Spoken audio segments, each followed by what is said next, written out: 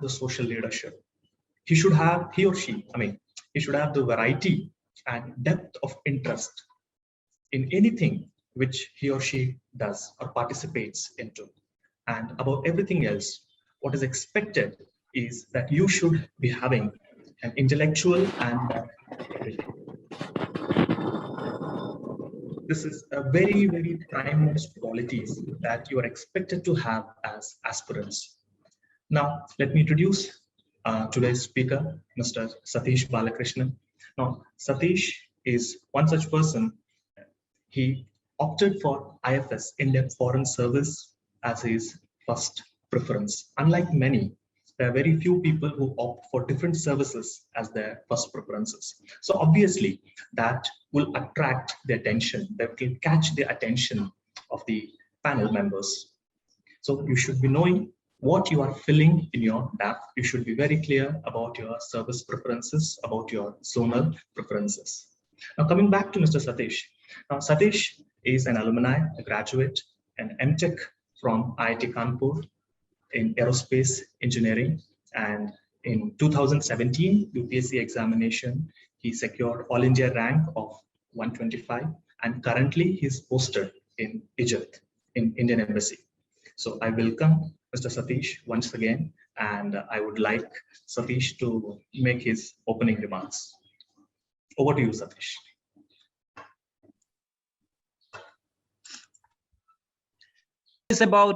It's always about a journey. It's not like an event. It's not like, okay, I cleared prelims, I cleared mains. Doesn't matter. It's a journey. And it's not like you can clear the prelims or mains, and if you don't clear the interview, you can start again from the mains. No, you go back to the starting line. You have to start from the base again.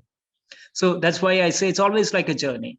So definitely you can rejoice at the fact that you have cleared the prelims and the mains, but it's definitely not a point of celebration or anything. And again, I don't think that there is any point of celebration, even if you're clearing the UPSC. It's just another exam, just another job that you will be doing in your life. So the first thing, let me tell you all, there is you do not have to give that kind of a hype to anything in life. Doesn't matter if you are a bureaucrat. It doesn't matter if you are doing any other job. You are a teacher. You are a businessman. Doesn't matter, businesswoman. Doesn't matter at all. So at the end of the day, you'll have to take away that hype, and it will definitely help you in your preparation as well. Because when you're preparing for something with a hype, when you are having high expectations from that, automatically there is every chance that it might actually pressurize your preparation. It might pressurize you in facing the interview, in attending the interview. So in all these things, it might actually backfire. So you better keep away all those hypes, all those expectations. You consider it as a conversation. I think that, and I genuinely believe that every interview is a good conversation. At the end of the conversation, if you feel happy about that conversation, there is a very high chance, there is a very high probability that the other person will also be happy. Take it like in your personal life, I'll say. Imagine you are meeting somebody, you're having a conversation for like 10, 15, 20 minutes. You end the conversation, you tell bye-bye and you leave. When you think about that conversation, if you are happy about that conversation, there is a very high chance that the other person is also happy. So the UPSC interview is not very different. It's exactly same. It's exactly the same psychology of the people. Ultimately, the marks that you are given, it's based upon how impressive you were for that 15, 20 minutes. And that impressiveness doesn't mean your accent, doesn't mean your dressing, it doesn't mean your stylistic language, it doesn't mean your intellectual depth. But at the same time, it means all of these together as well. It is finally about how well you can make a person think that, okay, this guy is good, or this person is good. He's or she is suited for the service. And mind you, it is a service.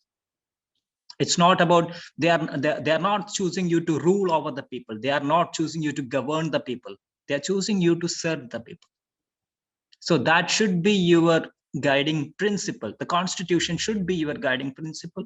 The essence of the pillars of constitution, your rationality, your viewpoints, your humane interaction. So all these will be your guiding principle in the process as well. But at the same time, I mean, what I really like about the interview, it's the easiest part of all the examination. The whole examination, I mean, I feel that this is the most easiest part. Because imagine, I mean, you are giving the mains examination. You are writing an answer. You don't know the mindset of the person who is evaluating that. You don't know if the person got exactly the same point that you wanted to express. You wrote something, he read something. How do you ensure that there is no information gap? But when it comes to the interview, you can talk to the person directly. You can give clarification. You can ask for clarification. You didn't understand a question, you can ask for a clarification. And again, if you feel that the person hasn't really understood what you wanted to tell, you can again give a clarification. It's a conversation. That's exactly what I meant. It's a conversation. It's a discussion. So you always have that ability to drive the conversation in a direction that you genuinely are interested in. I'm not telling about manipulation here. Don't think, I have heard many people telling that you can drive the interview in a particular direction and make the people think that, okay, you are good. No, it doesn't work like that. Because the people who are sitting there, they have seen hundreds and thousands of students, maybe. Some of them are serving bureaucrats, some of them were ex-bureaucrats, some of them are from the military background, some of them are psychologists, some of them are professors and vice chancellors. So you think that you can make them fool for like 15-20 minutes, then you are making a fool of yourself. So if you think that you can manipulate them and drive the interview in a particular direction without their consent, I don't think that's possible at all. But definitely what you can do is you can tell them that, okay, these are the things that you are genuinely interested in. You can let them know that these are the things that I really would like to talk about, me, or things that I'm interested in, or the things that I would like to do, or the things that my perspectives about. So all these things you can convey them. If they are also in the same side of same side that you are taking, yes, that will be a very engaging interaction. And even if they are not, they are taking an antagonistic side, it's not really an antagonistic side, in fact, it's just the other side of the coin. You don't have to consider it in an antagonistic matter at all. Then it's all about how well you can engage them. It's all about how well you can make your point without making it sound like an argument, how well you can try to convince them without really trying to be like too much stress, too much into a conflicting mindset. So it's always about you finding that middle path. So this is the essence of any conversation, right? Is the essence of the interview as well. So this is with what I would like to give an introduction to the idea of interview. I mean, I don't know how many of you might have already attended. Some of you might have already done 1 or 2 interviews. For some others, this might be the first time.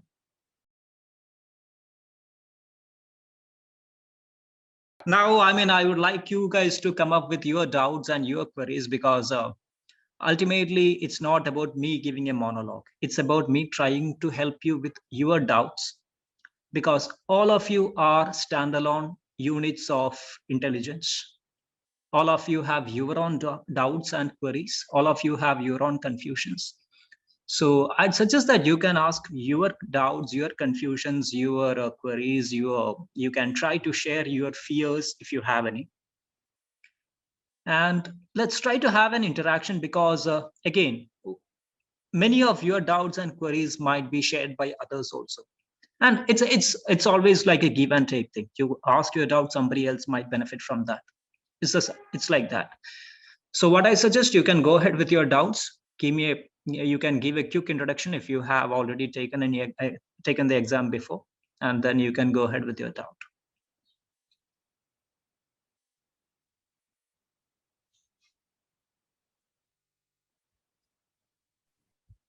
Rajesh, you would want to ask anything? Hello. Yes, Rajesh, you're audible. Hello, sir. Good evening, sir. Satish sir and Alchemy IS, sir. Sir, Yeah, this is my Rajesh. second attempt, and this is my second attempt. और पहले attempt पे मेरा prelims clear नहीं हुआ था, और second attempt और mains का पहला अटेम्प्ट है, तो मेंस क्लियर हुआ है। और मेरा Okay. डाउट ये है कि एक्चुअली मैंने जो अभी तक पढ़ाई करी है अपनी मेंस की, उससे मेरी इंग्लिश पे हुई थी, बट मैंने जो इंटरव्यू का मीडियम है वो इंग्लिश लिया हुआ है, नहीं हिंदी लिया हुआ है। Why did you और do that? I mean, is there any specific reason? Because I'll give you a simple example why I asked this question. How good are you? I mean, how comfortable are you in English? नहीं, actually मैं comfortable ज्यादा नहीं हूँ English में, means कि एक point of view के बाद मुझे अपनी बात कन्वे करने के लिए स्पीकिंग वे में, मतलब लिखने में तो बहुत कंफर्ट हूँ, मतलब बहुत आराम से कन्वे कर जाता हूँ जो थॉट्स बोलने होते हैं, लेकिन but what about English, after one point of time मुझे हिंदी में आना पड़ता है एक्चुअली जो मुझे कन्वे करना है। जैसे मेरा बहुत बार होता है कि इंटरेक्शन पे लोगों से नॉर्मली मैं इंटरेक्ट करता हूँ तो वो हिंदी में ही करता हूँ। मेरा सोशल इंटरेक्शन जो रहा है लास्ट के 2 ईयर में, उससे पहले भी, जैसे नॉर्मली गाँव पे लोगों से मिलना या कहीं किसी शादी फंक्शनों पे लोगों से मिलना, उनके व्यवसाय के बारे में चर्चा करना, उनके socio Okay, yeah. Economic background, तो उसकी वजह से मैंने अपना जो मीडियम लिया वो हिंदी मीडियम लिया। तो उसमें मुझे मतलब डर ये बात का है कि जैसे इंफ्रास्ट्रक्चर है, कुछ वर्ड्स होते हैं, डेमोक्रेसी है, लिबर्टी है, इक्वलिटी है और फेडरलिज्म है, ये सारे वर्ड्स मैंने इंग्लिश में पढ़े हैं, और मीन्स कि जो मेरा एजुकेशन हुआ है वो सब इंग्लिश पे हुआ है, और जो मेरा इंटरेक्शन का तरीका है वो अभी तक हिंदी में रहा है आज तक, कि स्कूल टाइम पे भी आपको हिंदी में इंटरेक्ट करना है Okay. और कॉलेज, तो मतलब बैलेंस कैसे करूं कि I will sail through it, कि मीन्स कि एग्जाम्पल को ऐसा ना लगे कि इंटरव्यूअर को कि he is playing between Hindi and English. See, English is understood by everyone. Yes, sir. Every single panel member, they are very comfortable with English. So at any point of time, if you want to use a word or a phrase or a sentence in English, that's perfectly accepted. In fact, they all would appreciate if the entire interview is in English, because otherwise you might be using a translator. You might have you might have somebody to convey them what you are telling in Hindi, because not everyone might understand Hindi.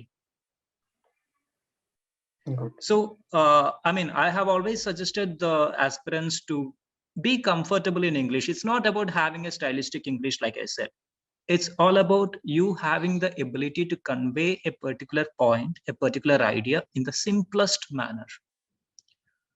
Your sentences can be short, your sentences can be brief, it can be very simple, but you should be having the ability to convey it. It's as simple as that. And like I said, I mean, when you're having an interpreter, you might be telling one particular thing, and by the time the interpreter conveys it, there can be a difference in idea, there can be a change in the tone, there can be a change in the methodology of conveying that. So the tone, even the tonal variations can affect a meaning, right? Yes, sir. So that is why it's always preferred to give it in a language that you are comfortable, that the board is also comfortable. That's why I generally suggest English, but it's fine. Even in the middle of your Hindi, if you are speaking in Hindi, you can use English words. That's not a problem at all. Okay, got it. Means it will be not like ऐसा ना हो कि strict English पे हो जाए कि मुझे मतलब infrastructure भी आधारभूत बोलना पड़ रहा है या इस तरीके से कुछ. No, that's okay. That's perfectly fine. If at all they ask you, you can tell them that, I mean, for an extended conversation, you are not comfortable with English, but at the same time, the technical terms and things like that, you have learned it in English, and hence you would like to use them in English, if at all they are asking. But they won't, because like I said, I mean, all of them are comfortable in English. If you are taking an English interview and then using Hindi words, that will create a problem, because many of them may not be able to understand.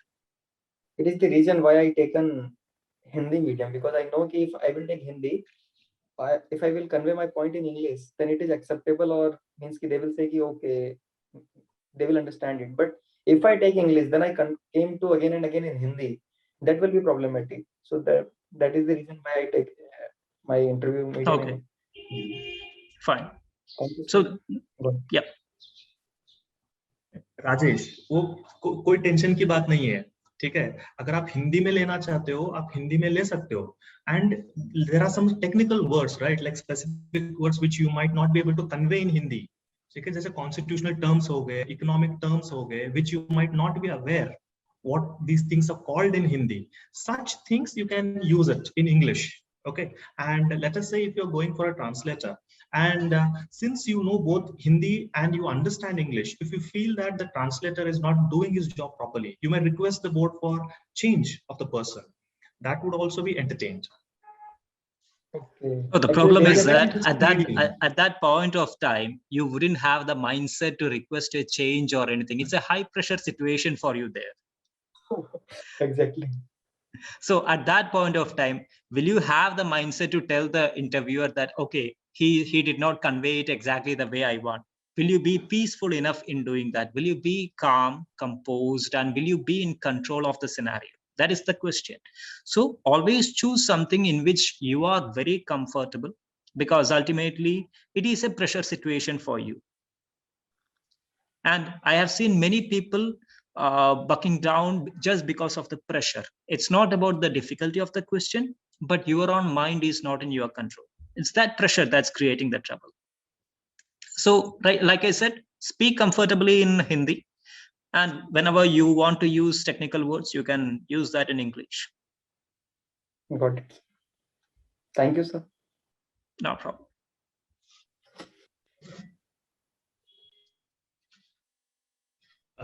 Satish, like when you applied, okay, in back sometime, so definitely when your first preference was IFS, that might have caught the attention of the panel. So No, did they ask anything specific nothing. regarding that? Generally, they are least bothered about your options until it is something drastically different. And generally, AS, FS, PS, all these three, they have a very high propensity of coming in the initial positions. I mean, people tend to choose them in like first 2-3 options. But if suddenly, if instead of all these three, if you are keeping, for example, corporate law service as your first preference, well, that is gonna spark an interest. If you are keeping like IRS IT for as the first example, I mean first option, that is gonna spark an example, because that's very unconventional. But again, it is completely depending upon the panel, because sometimes the panel will feel that, okay, he or she has put this option and he or she expects this question to come, and hence he or she will be very well prepared. Why should I ask something on which he is too well prepared? So that's also a possibility. So many a times it becomes like, I mean, it's a mind play. It's a so either you can think like what might the interviewer think and prepare accordingly, but that will not work, because you think they will think like that, but then how can you make it sure? You cannot. So it's always better to be prepared on like on a standalone. You can think that, okay, you can go through your DAF, you can definitely be prepared on all the aspects of that, but then ultimate purpose of that is not exactly to face the interview, but to make yourself feel confident. At least you will have the confidence that, okay, whatever my DAF mentions, I am clear with that. So that gives you a sense of confidence. And in case the question comes from that topic, well and good, because at least in my case, both the times when I gave my interview, I didn't get a single question from my DAF. They were like least bothered on my DAF. They were asking me all sorts of questions. I mean, random questions, abstract questions. So Maybe that was one of the rare interviews, Satish, where they did not focus too much on your DAF. Okay. And this happened both the times, and both the times I had two totally different boards, in fact.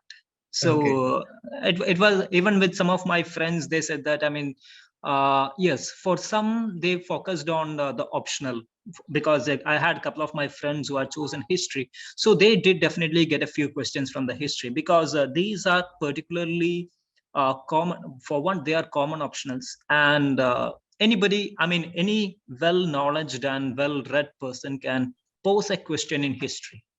But on the other hand, if you are taking an optional, like for example, anthropology, or maybe even literature for that matter, it's not very possible that everyone will be well versed in these topics.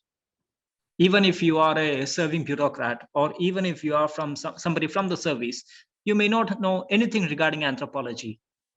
Or if, for example, my option is Malayalam literature, obviously they couldn't ask anything on the Malayalam literature side because there were none from that domain. So it depends upon a lot of factors. But on the other hand, just imagine a hypothetical situation in which your panel, by some chance, has a vice chancellor from one of the universities in Kerala. There's a very high chance that you might get a question. I mean, I could have got a question, in this case, a hypothetical case. I could have got a question regarding my Malayalam literature. So that's very possible.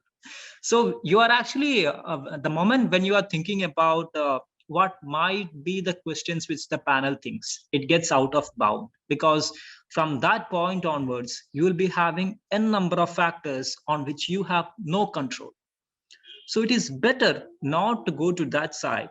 But on the other hand, you be prepared with whatever you have in your hand, because that is something which you know for sure. You don't have to take a gamble on that.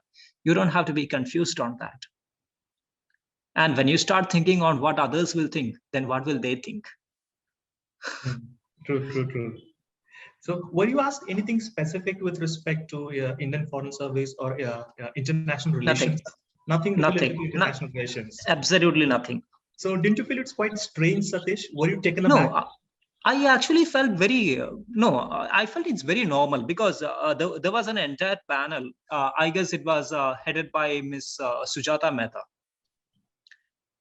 Even ma'am wasn't exactly. She did from whatever I heard from my friends, she didn't ask any question regarding to foreign service or international relation to any of the candidates who, came to her panel. So because she might have had a rough exit from MEA, right? But despite that, she could have asked a few questions, at least to somebody who have opted for foreign service. But even my friends never got any question from her. Okay. So, Satish, you might have also noticed that sometimes the students or the aspirants who are going for interview might have developed some prejudice against certain boards, because certain boards are quite famous for giving more marks conventionally, and certain boards are considered as the board which doesn't give marks well. So what do you have to say about certain stereotypes and prejudices which aspirants carry with themselves? What I suggest, don't be bothered at all, because that's not something in your hand. You cannot choose which board you are getting, right? You have no choice in that. It's an absolute randomization. You get a board. But even for the best boards, even for those boards which are generally well known for giving marks, there are n number of people who might have really screwed up, who might have got really low marks. And for those boards which are generally stereotyped as pretty difficult boards, there are instances when people really scored good. So it always depends upon how well your interview went, and that alone is the driving factor. True. Because that alone, and again, there is a benefit in thinking like that. The benefit is that when you think like this, you don't have to be worried about what is not in your hand. And it's always about, I do what I can to the best of my ability. Simple. And the factors which you can't decide, let them on its own. It's like you say, it's always a gamble. Life is always a gamble. You cannot dictate all the terms and conditions of life. True. So Satish, if you have to boil down the crux of interview process on three things, what would it be? Three most critical things which an aspirant has to keep in mind whenever he's facing the panel. One, you have to keep your biases away. You have to stop thinking that if I say like this, the board will not like. How do you know? You don't know. Don't think like this might be an answer the board expects. How do you know? You are not sitting in their mind. You are sitting outside, and there are 5 members in that panel. And the mark you get is a collective output of that. So how well can you do a psychological analysis of 5 people sitting in front of you in 2 minutes and then decide that I will give an answer accordingly? You cannot. So keep all your biases apart. Be very straight. Be very rational. Be simple. You don't try to complicate it. You don't try to confuse them. Never do that, because that shows that you are confused. You may give any answer, that's fine, but the answer that you give, you should be able to justify them. At least tell them why you gave this answer. It should not be like they ask you a question, you gave an answer. They ask you why you gave this answer. You don't tell, I thought it could be just like that. No, it doesn't work. You give an answer, you should be able to convince the reason. It's not like you should be argumentative, but you should be able to tell them the reason why you chose that answer. And again, if you feel that something that you have said is wrong, if they tell that it is wrong, they give you an evidence for that, be accepting. Graciously accept that. Tell them that, okay, I think I made a mistake. There is no harm, absolutely no harm. But it should be genuine. It should not be like an argumentative, okay, I give up, you do whatever you want. No, it's not like that. It's a very gracious accepting of, okay, I think I have made a mistake with that. And do it with a pleasant smile. Nobody is going to kill you for giving a smile. You're just giving a smile, not your kidney. So be very genuine and very friendly. So these are some things which I would really like you to keep in your mind at every moment you are inside that interview hall. Because the people sitting across you, they are humans. They love a warm smile as much as you and me like it. They like a person sitting in front of them with a very friendly attitude, a very calm, composed approach, as much as you and me like it. Who would like to sit in front of a person who is like very agitated, very tense, very nervous? Nobody likes, right? So be very calm, very composed. I know it's a very tense situation, but that will be lasting only for initial 1-2 minutes. Once the conversation begins, you should be focusing on the conversation so that you don't have to be tense, because the tension comes when you think, okay, did I tell the right thing? Why do you want to go back and think? So just focus on what you are answering. Just focus on their questions. Just focus on the answer that you are giving at that moment. So these few things will help you keep yourself calm. And don't try to speak too fast, because the moment you try to speak too fast, what happens is, one, your breath slowly starts getting out of control. You start panting. When you start panting, automatically your heartbeat, your pressure, everything goes high. When that happens, your thought process, it will take it all. You will not be able to convince them the things the way that you want to convince it, you want to speak it. So be very calm. Go for shorter sentences. Emphasize wherever you want to, wherever you should. And be very gentle, very warm, and very, very happy person. A very calm, composed person. Because think on yourself as an official who is sitting in a post. And imagine you are walking into his or her office. Would you like to see an officer who is like very tense, very nervous, agitated? You like to see somebody who is calm, composed, happy, right? This should be what you are. So very well said, Satish. But in the previous, looking after the transcripts of certain candidates, where the boards have behaved little erratically. Maybe they just want to, as you said, that a candidate and aspirant has to be a little calm and composed. Now they might, it might be a possibility where they are intentionally trying to put pressure on the candidate just to see how he or she reacts. In fact, as far as I know about me and my friends, the chances are very, very less. The boards will in fact try to keep you calm. The boards will try their best to keep you calm. Most of the boards. I'm not telling every single board out there. I'm telling whatever I tell, it's a statistical thing. Generally, most of the boards will try to keep you calm, because they also know that the best of a person comes when he or she is calm. So, and they are all very well versed in that. But there are moments when something you said, something you did really triggered something. That's why every word that you tell, you should be telling that very consciously. And many times with transcripts, what happens is that, I mean, the person might not have noticed that he or she said something or did something which really irritated the board. He or she might not even have noticed that. And he thinks that, okay, suddenly the board went so erratic and angry at me. That might not be the reason. In fact, he or she might have said something, commented something, or did something which really got the attention of the board, maybe got them a bit curious, maybe got them a bit, what can I say, confused on the person who is sitting in front of them. So that is why maybe they might have also tried to check the person a bit out of the way. So that is very possible. But that is not like a common scenario. This happens only if you did something, because ultimately the trigger is always you as the person, as the candidate sitting in front of them. So you did something, there will be consequences. I mean, rest assured, there will be consequences. You did something which is not very appreciable, there will definitely be consequences. And most of the time, the consequence would be unfavorable. True. And there is also one thing which many aspirants, okay, they keep worried. What if the panel asks us a very difficult question, which is completely unheard of? Okay, and if we are unable to answer these questions.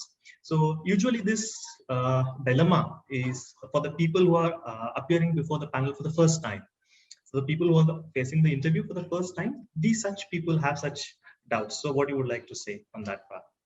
I still remember one of the questions which were asked to me, actually, which was asked to me. It was, I guess, 2017. That time when the interviews happened, that was also the time when the article Pongala and all those things happened.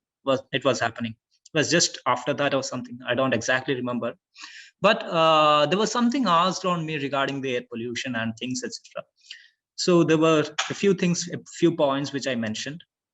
And at the end of my conversation, suddenly one of the panel members asked me, what is the carbon emission of Kerala? I was clueless. I mean, leave alone the value. I don't even know the unit of emission. What is the carbon emission? I still don't know the unit of total carbon emission. So I said to him, sir, I don't think I know at all, sir. He laughingly said to me, even I don't know. So it's as simple as that. I mean, sometimes, but on the other hand, imagine you said something, you are clueless about it. You don't, I mean, if you know something, yes, you can take a calculated guess. Sometimes you can even ask their permission to take a guess, and you can make a guess. But when you are totally clueless, you will have to admit that you are clueless. And many times the interview panel members, they're very human, like I said, and they accept it because they don't expect you to be a supercomputer. They know that you are not Google. So they accept it. And yes, definitely, unless it is a question where, I mean, which they expect that you are bound to know. They ask you something which is very basic, which is very well expected from you to know, very well expected of you to articulate in a certain fashion. You will have to do that. But otherwise, particularly for the factual things, for the analytical things, yes, they will expect you to come out with some answer. The situational questions, they will definitely expect you to come out with an answer, analyzing the situation. But for the factual things, they don't expect you to answer everything. They can, I mean, take the case of Indian Constitution or the amendments which happened. What is 61st Amendment? I don't know. When somebody asks me out of the blue, what is 61st Amendment? I'm clueless. So you can always tell that. You can admit that you don't know. And sometimes even, I mean, they will take it in a very lighter sense, like it happened to me. He said to me that even I don't know, and he laughed. So in a way, he is actually testing me. He might be testing me if I am bluffing a lot. Maybe he is testing me how I will react to such a situation. So the best answer that you can give is to be frank, to admit it. If you don't know, if you are clueless, admit it. Just adding to whatever you said, Satish, I think the humility plays a greater role here. They just want to see, are you a humble person? Are you willing to accept that you do not know things? Definitely, because, and again, the people who are sitting in front of you, they are at least double your age and n times your experience in the domain.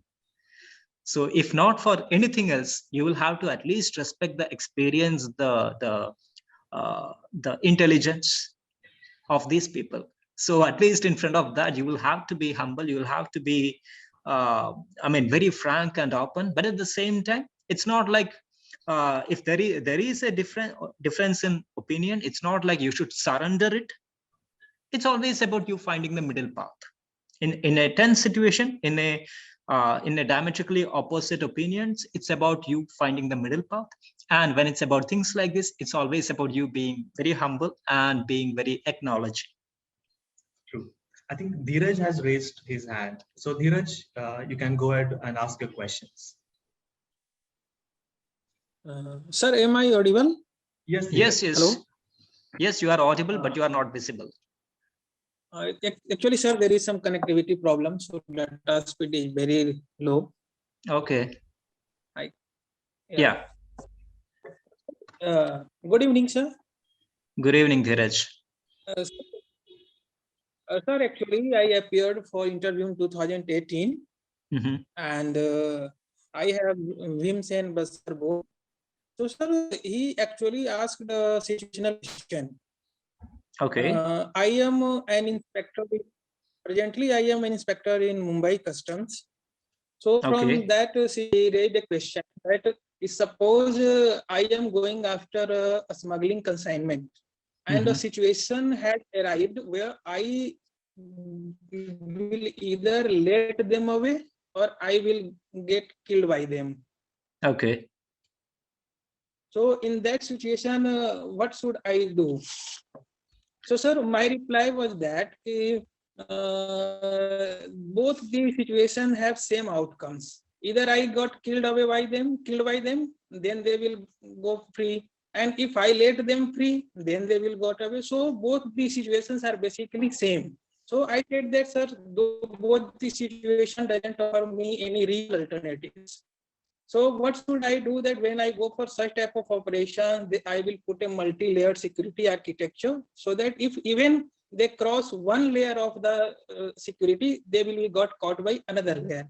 And then they say, no, you have only two situations. Then I said that, sir, if only these two situations are there, then I will let them go because anyhow they are going free. So why to waste a human life for that?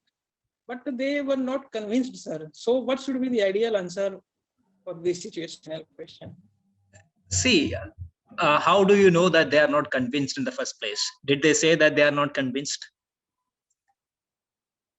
By their facial expressions, sir. See, don't go too deep into if they were convinced or not. Like I said, Yes, it's sir. always about you telling an answer in a most convincing fashion. It's about how well you are able to articulate your answer. It is not about giving an answer really. It's about you articulating the answer. And yes, in that situation, if it is just for the answer part, I would agree with what you said. Because if you're doing a profit loss analysis, in the first place, it's loss. In the second case, at least it's loss and neutral. But again, it's not about answer, it's the way in which you are putting it. So that makes the difference. And particularly that question came because you are already working in that background. Yes, sir. So there they expect you to give an answer which is more practical. There they expect you to give an answer which is in tandem with the maybe, I don't know what the constitution of your panel was. There might even be somebody from an IPS background in that. So it's always about you giving them a practical solution, but at the same time, which is well in line with the code of conduct. Because you are already from that service, you are already working in the system. They expect you to know the basic rules and systems in that service as well. So that such kind of questions can always come.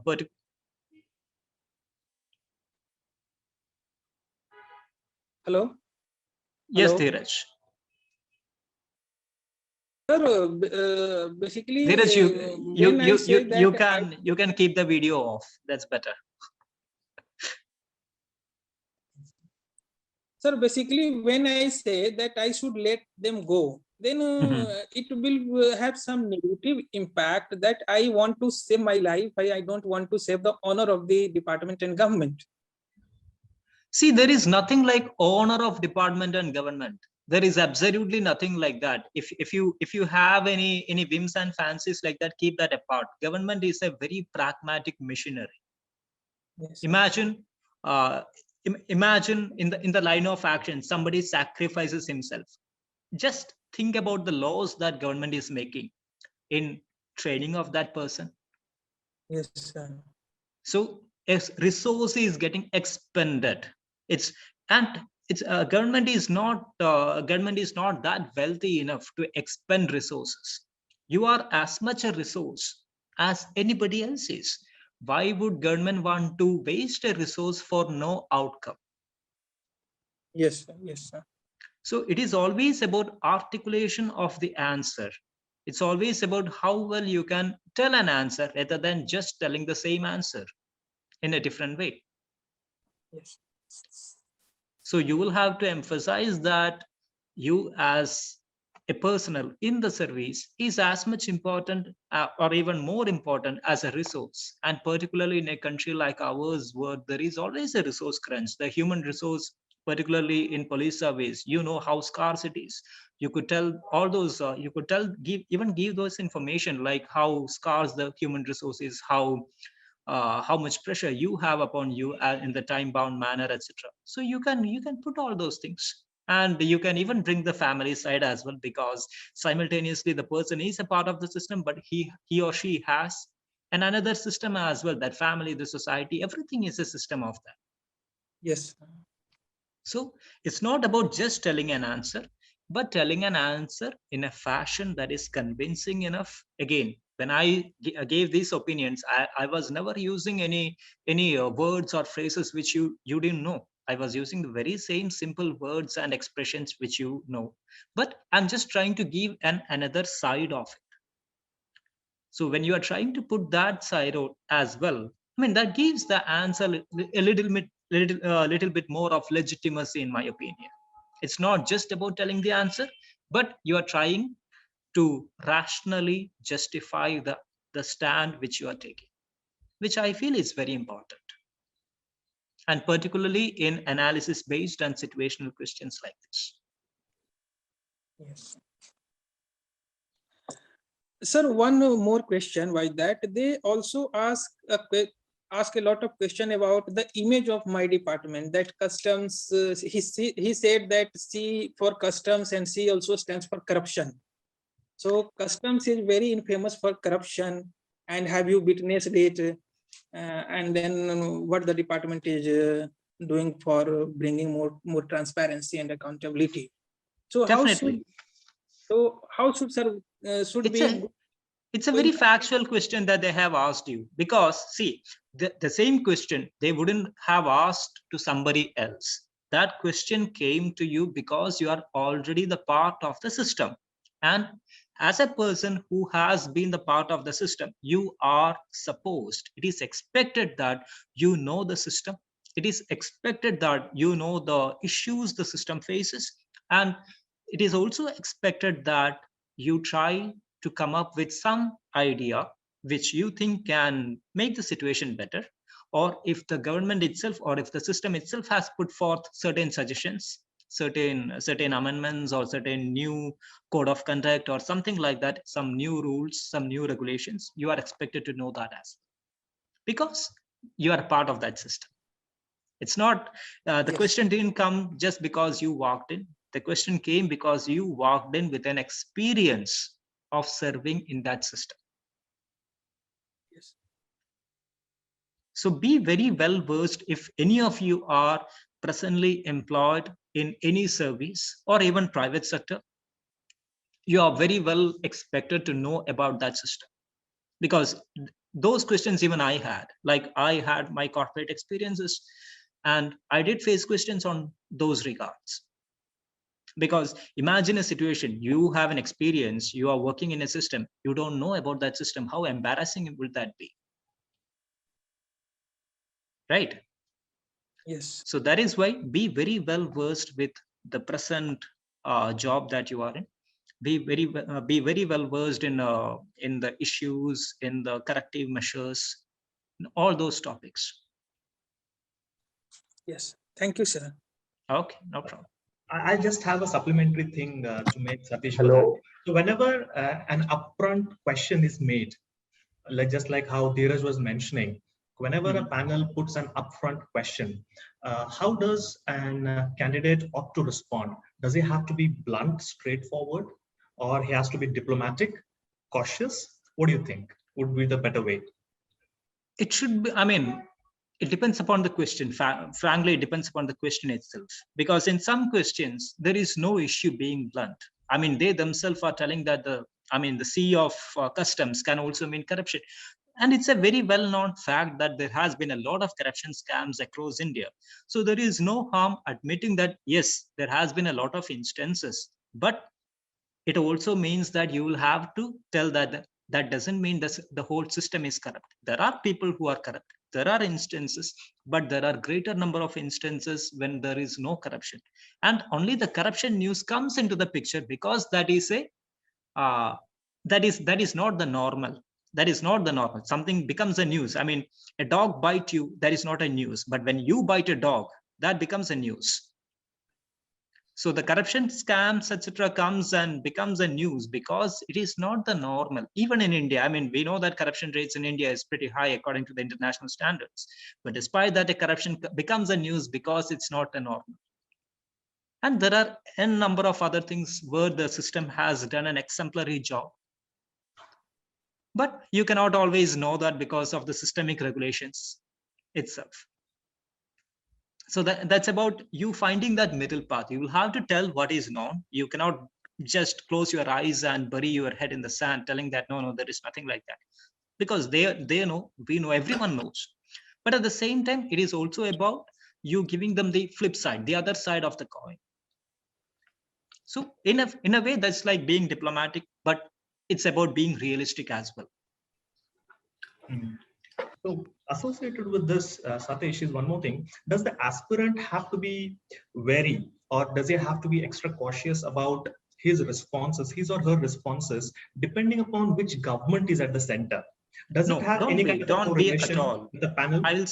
I'll say don't be at all, because the only thing that should drive the aspirant should be the constitution. And if he's already in a service, the code of conduct of that service.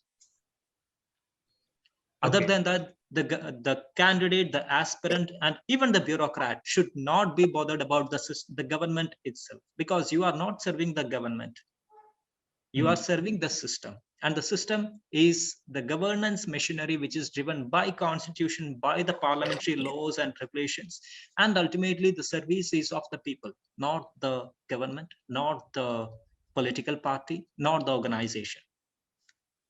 Okay. Hello. Yes, Rajesh. Hello. Sir, the Dheeraj discussed about there is a convince, मतलब जो interviewer है convince है कि नहीं, ऐसा भी कुछ होता है कि मींस कि हर बार कन्विंस हो जाए इंटरव्यूअर, ताकि मींस कि कई बार साइकोलॉजी तो नहीं होती कि दे हैव टू शो कि एस्पिरेंट कि हम कन्विंस नहीं हुए. See, all you have is like 20 minutes. So they also wouldn't want to spend too much time on a single topic. They would like to get your opinion on diverse matters, unless you yourself are burying your pit. If you do that, then yes, you are trapped. But otherwise, you give them an answer which is frank, which you think is right. And if you feel that it has gone wrong, if you are ready to accept your mistake, it is fine. So that is why I said it's not about being argumentative. If you feel that, okay, you have an opinion and they have another opinion, you can always tell, sir, as far as my readings go and as far as I could understand it, I think this is the answer. But I will try to learn more about this, and I will try to get the other side of the picture as well. that closes the discussion. That will not What become is an being more argument. diplomatic? Exactly. You are actually being diplomatic because you don't want an argument. True. And they might be analyzing the situation. They might be actually analyzing how this guy will respond to such a situation. Actually, they might be having the same opinion as you did, but they took an opposing stand just to see how you are going to react, how you are going to respond. Are you going to get agitated? Are you going to get angry or upset? Or are you going to defend yourself so much? Or are you going to dissolve the situation? Are you going to dissolve the crisis situation with a small, simple words? I mean, your one sentence can solve the issue. Got it. My doubt, Okay. Okay, yeah. My doubt is that how much extent we have to be frank or straight and forward. Means किस extent तक actually just It I'm asking depends this upon question. how much you have hidden agendas. No, actually I do not have hidden agendas. It means I'm asking because actually I have mentioned means me मैं 2 साल से कर रहा हूँ वो सब कुछ 2-3 साल से कि सोशल डॉक्यूमेंट्री फोटोग्राफी बट इसको क्या कहते हैं मुझे अब पता चला कि मैं नॉर्मली मेरे पास 30 या 40 फोटो का ऐसा रेयर कलेक्शन है जो मीन्स कि हम लोग ऑब्जर्व नहीं करते हैं तो मैंने उसको अब मुझे अब पता चला कि सोशल डॉक्यूमेंट्री फोटोग्राफी कहते हैं तो I discuss with my friends तो ही टोल्ड मी कि यार ये वहां जाके मत बोल देना कि जो तू कर रहा है या करता है नॉर्मल रैंडम वे में स्ट्रीट फोटोग्राफी वगैरह तो वो तुझे अब जाके पता चला तो इट इज एक्सेप्टेबल कि we are too frank with them sharing every opinion or reason behind No, your come again. I didn't get your question. What is wrong with this photography? Photography name is social consent photography or Documentary social photography. documentary photography. I discussed with sir also. Okay. I'll just try to explain what he's asking to you. Okay, because I've been discussing with Rajesh. Now he was a little confused with his what to put into his DAF as hobby. So he has this interest in capturing the moments, okay, of socially backward people. Okay, and he found out that it can be termed as social documentary photography. So, and he has realized that this is the nomenclature of what his interest is very lately. So he's asking, how frank can I be before the panel to admit my ignorance, okay, or admit that I was not aware of these things? It's perfectly fine. Hello? I think this is what he was asking. Yes, sir. I'm asking कि मैं इतना ignorance क्यों था कि जो मैं interested हूँ, मैंने उस word को जानने की कभी कोशिश नहीं करी और कभी ध्यान नहीं दिया जब हॉबी लिखने की बारी आई then I got to know कि yes it is known as this so this it's simple okay I'll give you a small parallel. Rajesh, when did you start walking? Sir 2 and 3 years old. I don't know 1 2 3. Okay, did you know about Newton's rules of motion at that point of time? No sir. Exactly, right? Your walking is governed by Newton's laws of motion. You started walking without learning these rules. Yes, you didn't sit and learn the rules first and then start walking. Right. It's exactly the same. What is the difference? Actually means I share with my friend कि मैं बोलूंगा यही कि मुझे पता अब चला तो they said कि इतना frank क्यों हो रहा है तो I thought what is wrong in that? It is very fine. It is absolutely fine. I mean, think about the parallel. That is why I gave you this example. You do it. Okay. I mean, at some point you just do it. You start liking it, and then later you start discussing it with somebody, and then they tell that okay, it can be termed like this also. It's a later evolution. It's an evolution of knowledge.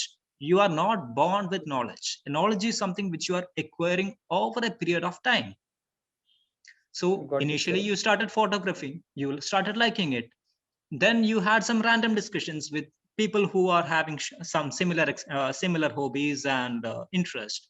Then they suggested that, okay, this is what it is called. This is how it happens. It's not like first you discuss about it, then you start liking it. It doesn't happen like that. Okay. Actually, there's a random clue. I have clue means there is a progress. Means like you said, evaluation ki first there are stages of got it. So it's always a very normal thing.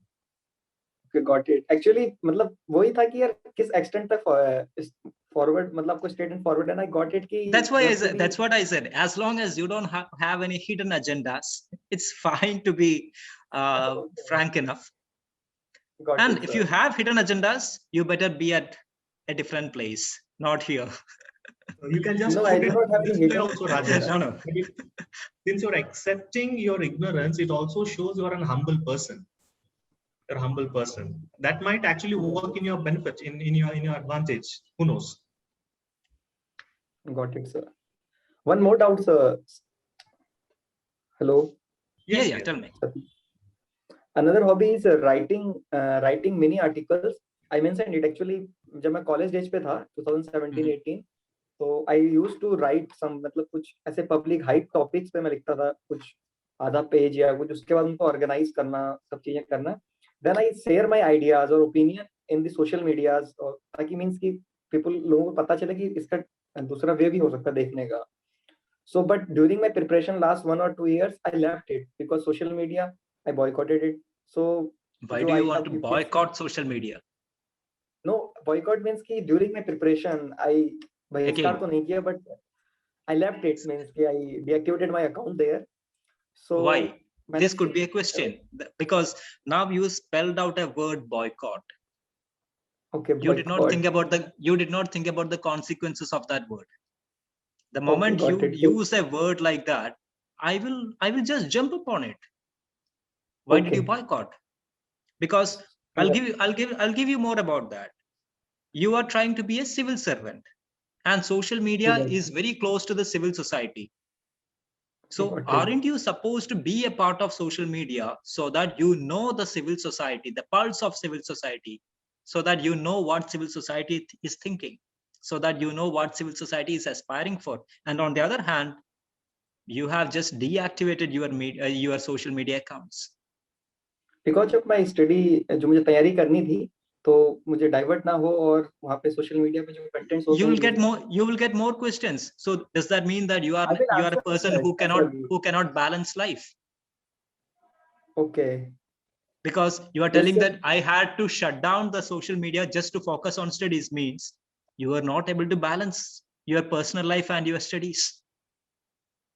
Yes, got it. So you see, every single word that you spell without really thinking about it, that can have consequences. So what will be the strategy to control these kind of things or to means ऐसा ना हो? You will have to think, you'll have to be more mindful, you'll have to be more conscious on what you are talking. Okay, about using our words. Yes. Okay, One I do wrong not word have can get you into trouble. Okay, got it. Boycott not means I have reduced my social media जितना use करता था वो That सब makes मैंने कम sense. कर दिया. Now you say instead of boycotting, when you say I reduced, yes, that makes sense. Okay. So you see, the Boycott words means are very different. got it. Means we have to Subtle. we have to choose mid path. ऐसा ना लगे कि opposite चला गया. No, it's not even about middle path or opposite. It's about some words will make them curious. I mean, if Got I can ask you a question, why do you want to boycott something? Because boycotting is, for one, a very, very Negative. harsh word. Not negative. It's not negative at all. I mean, again, it has got nothing to do with negative or positive. It's a very strong word. Got it. And when the moment at any moment when you tell something of that sort, that will create a question.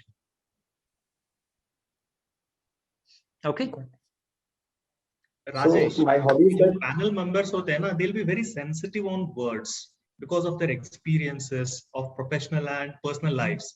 So you need to learn to manage your tone, the words you use. Do not use very harsh, rough words or extreme words, as Satish was mentioning. You need to be just little subtle. humble means कि जो आपके words हों वो formal हो थोड़ा ताकि informal ना हो कि See, boycott is a very formal word. You can use it. I'm telling about the meaning behind. The meaning and the questions it can lead to. So if I say boycott, if I answer the next question or after some question, I will say sorry sir means कि इस तरीके से तो that will acceptable or It is acceptable. I mean, you can always tell that, okay, I actually meant I reduced.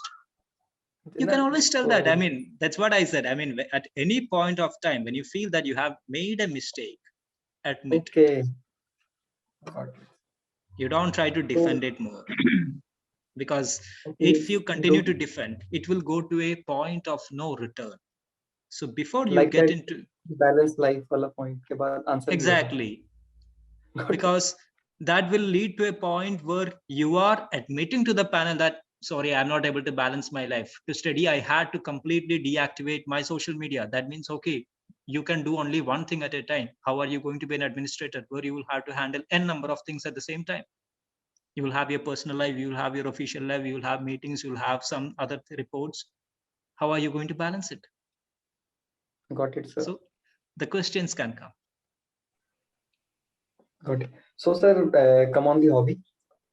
I mentioned it in the hobby, writing mini articles on social issues. Social issues Mhm. means because my background is thoda वैसा women empowerment I saw since the childhood, so I like to write it, like some poverty issues. But during my preparation I reduced it. So but I'm mentioning it now also कि but I like to write. मुझे अच्छा लगता है writing, वो भी social issues पे marginal groups के लिखना, तो मैंने इसको mention किया है. So they will not ask कि यार इतनी पुरानी 2 साल पहले तुम इस पे इतना काम करते थे, अभी इतना काम नहीं करते specific, then why are you writing here? That's okay. That's still, I mean, that's still something you like. Of late, you haven't been writing so much, true, but that's still something I like. Okay, there is a written की interest. I am interested in writing, so means Yes, that's that is perfectly accepted. fine. I mean, you can always tell I like biryani, even though you haven't had biryani in like last 1 month. Okay, okay, I got mean, it, sir.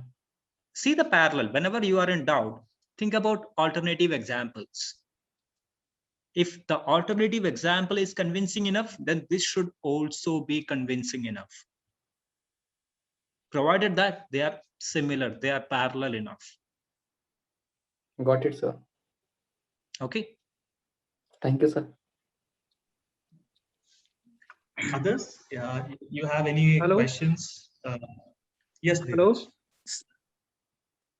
Yeah, So Dheeraj. my question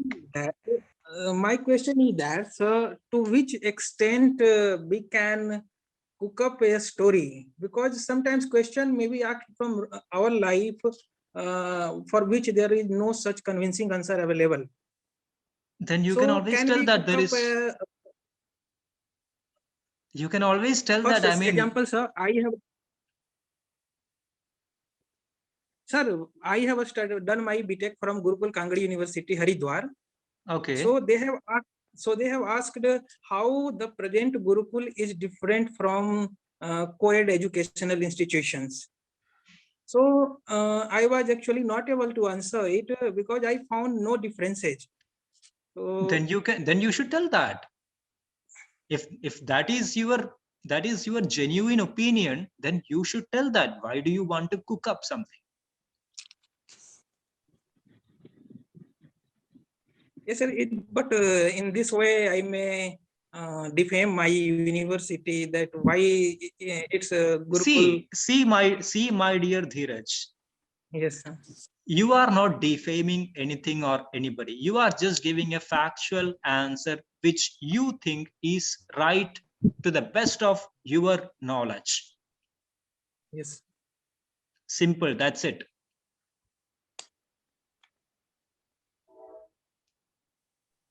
Does that make sense? Whatever the Yes, sir. question Yes, sir. be, whatever the question be, you Yes, sir. give an answer which is most rational, most factual, to the best of your ability. You don't cook up anything. You are not there sitting to defend something. If something has to defend, it has to defend on its own. Did your college pay you some money to defend itself? No, sir. No, simple. So if they are not doing justice to their name, then they don't deserve to be defended. Simple.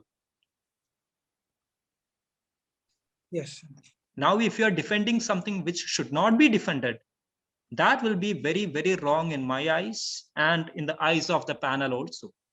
because the panel members, at least one of them might be aware of the ground reality of that university or college. That is why that might have prompted them to ask that question. And if you're defending something which is indefensible, then definitely that is going to boomerang. Yes, sir.